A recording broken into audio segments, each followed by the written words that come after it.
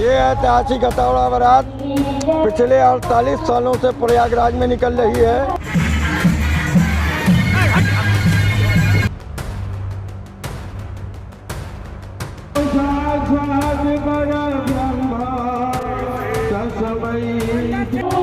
इस हथौड़े बारात के साथ वो सारे खटकर्म किए जाते हैं जो एक माँ अपने बेटे को दूल्हा बनाते के समय करती है।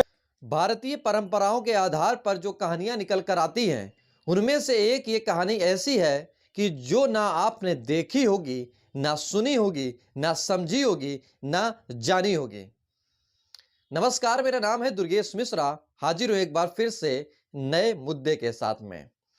दरअसल आपने कई कहानियां देखी होंगी, कई बातों को समझा होगा, कई लोगों की बारातें की होंगी, लेकिन क्या कभी आपने ये सुना है कि एक हथौड़ा की बारात आ रही है? क्या आपने कभी यह सुना है कि हथौड़े की बारात में लोग शामिल हैं? क्या आपने यह सुना है कि हथौड़े की बारात में ढोल बाजे भी बज रहे हैं? क्या आपने यह सुना है कि हथौड़े की बारात में लोगों के साथ साथ किन्नरों का भी हुजूम इकट्ठा है? तो पूछेंगे आपसे तो आपका जवाब आएगा नहीं। लेकिन आप इस वीडियो को पूरा देखेंगे, समझेंगे, तो शायद आप जान पाएंगे कि ये तस्वीरें कहां की हैं, ये लोग कौन हैं और ये हथौड़े की बारात का असली मकसद क्या है और हथौड़े की बारात का निकलना कब से शुरू हुआ। नमस्कार, मैं डॉक्टर अनुभव द्विवेदी गैलेक्सी हॉस्पिटल की तरफ से सभी क्षेत्रवासियों को एवं देशवासियों को होली के त्यौहार की हार्दिक शुभकामनाएं देता हूं। यह हमारा त्यौहार अत्यंत उल्लास का है एवं भाईचारे का है। हमको इसी की तरह इसको मनाना चाहिए तथा ज़्यादा से ज़्यादा हमें हर्बल कलर का प्रयोग करना चाहिए एवं केमिकल जो रंग हैं उनसे दूरी बना के रखना चाहिए, जिससे हमारी आँखों में, त्वचा और शरीर में उसका गलत प्रभाव न पड़े। धन्यवाद। इस पूरे वीडियो को आप देखिए और समझिए।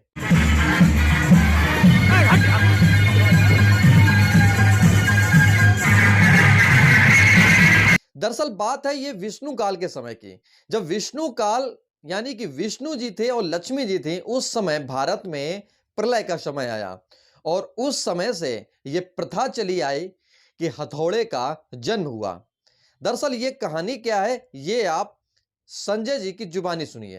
ये ऐतिहासिक हथौड़ा बारात पिछले 48 सालों से प्रयागराज में निकल रही है। इस हथौड़े बारात के साथ वो सारे खटकर्म किए जाते हैं जो एक माँ अपने बेटे को दूल्हा बनाते के समय करती है कि काजल लगाना, लोढ़ा घुमावन, मूसर घुमावन, सूप पर छावन, दीपक पर छावन, ये सारी प्रक्रियाएं जो एक बेटे के साथ एक माँ करती है, वो सारी प्रक्रियाएं आज हमारी अतिथियां जो वहाँ बैठी हुई हैं ये अभी सब करेंगी।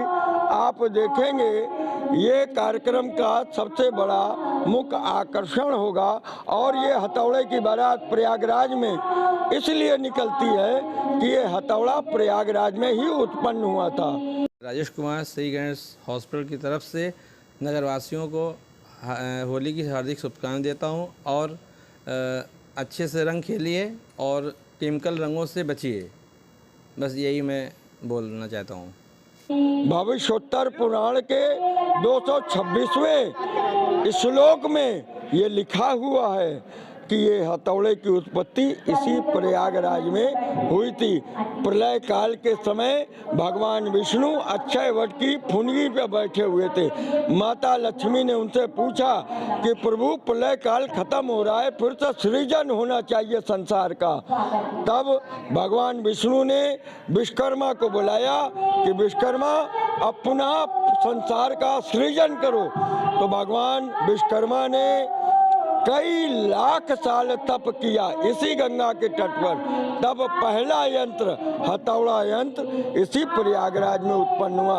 इसीलिए प्रयागराज के लोगों को ये हथौड़ा प्रिय है। बारात में डीजे वगैरह भी रहता है? यस, ये हथौड़े बारात में डीजे, भांगड़ा, लाइट, घोड़ा, हाथी, ऊंट, बग्गी, ढोल ताशा, आतिशबाजी और समाज का जो तीसरा स्थान रखता है ट्रांसजेंडर, वो हमारे मुख्य अतिथि बन के अब आते हैं। उनकी अगुवाई में ये पूरा निकलता है। और अब की बार खोचड़ प्रसाद मौर्य रूपी कद्दू, खोचड़ प्रसाद मौर्य रूपी कद्दू का भंजन आज हमारी महामंडलेश्वर लोग बाबा बुलडोजर नामक हथौड़े से करेंगी, जिन्होंने हमारे धार्मिक सिद्धांतों को भटकाने का काम किया है।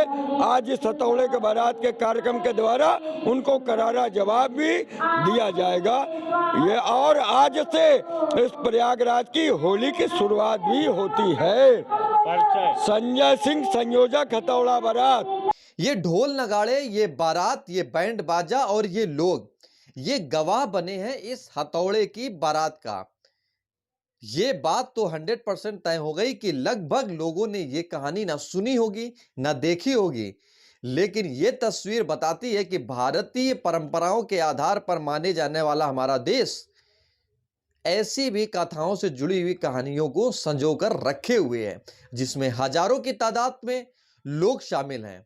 और लोग शामिल ही नहीं है, और उतनी रीति रिवाज से किया गया ये बारात जितनी कि एक बेटे की बारात में मां करती है। जितना खर्चा एक युवक की शादी में आता है, जितना खर्चा एक लड़की की शादी में आता है, उतना ही खर्चा पूरे इस बारात में लाया गया। इस वीडियो को आपने पहले कभी नहीं देखा होगा। अगर आपने वीडियो देखा होगा तो आप कमेंट बॉक्स में लिखकर ये बात जरूर बताएं कि आपने कब देखा, कैसे देखा और ये कहानी आपको कैसी लगी।